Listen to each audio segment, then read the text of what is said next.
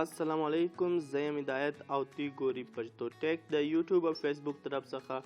په یوټیوب باندې که تی چې زموږ چینل سبسکرایب کړی نی نو چینل سبسکرایب کړئ ترڅو تی له هره نوې ویډیو درځي، او پر فیسبوک باندې زموږ پیج هم لایک کړئ. نن سبا پر انټرنیټ باندې یو څه تصویران وایرل سوي دي او سپین ږیري چې دي هغه ځانو څخه ځوانان جوړوي او ځوانان چې دي هغه د ځوانو څخه سپین ږیري جوړوي. څوک پر سترګو عینکې لګوي، څوک څنګه کوي، نو دا ټول په یو اپلیکیشن کې کیږي. د هغه اپلیکیشن نوم چې دی هغه فیس ایپ دی. اول په پلی سټور له راسو، په پلی سټور کې کتی چې دی فیس ایپ واس هغه اول اپلیکیشن راځي، دا خلاص کی څنګه چې ما ډاونلوډ کړی دی نو زه به اوپن پروم چې خلاص سي. چې کله دا خلاص سي یاد وساتئ دا اپلیکیشن چې دی هغه په نیټ باندې چلیږي، که چیرې ستاسو سره نیټ نه وي نو دا اپلیکیشن نه چلیږي. او کتی چې یو تصویر اپلوډ کی هغه د دې سرور لځي، یعنی هغه تصویر چې دی هغه د استعمالوي څنګه چې دی تولري. نو اول به یو تصویر اخلي، وز ما سره دا تصویر دی، زه به دا تصویر واخم. دا تصویر چې کله وخت دی په دې کې دی اوس خندوای احساس، دا مطلب دی کې اوس دی وخاندي. او بل چې دی دا رقم هر رنګ اوس ګودل ته خوابه دی سي.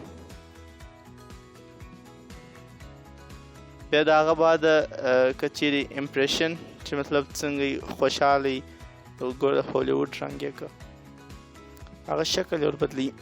اوس هیر سټایل د ویښتان څنګه ورکه،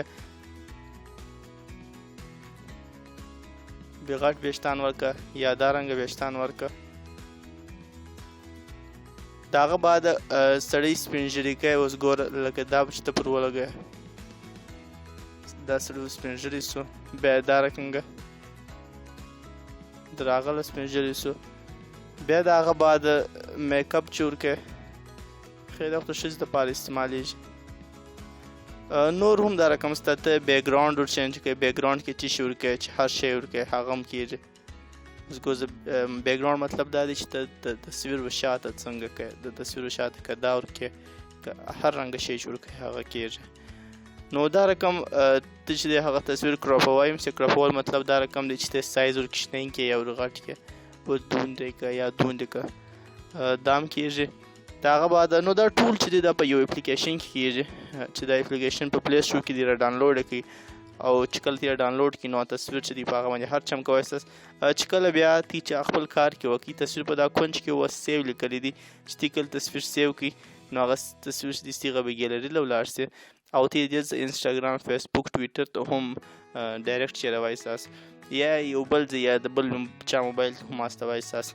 نو که دا ویډیو ستې چیرې خوښ سوه ویډیو لایک کړئ او شیر یې کړئ ترڅو دا نور خلکو ته ورسیږي.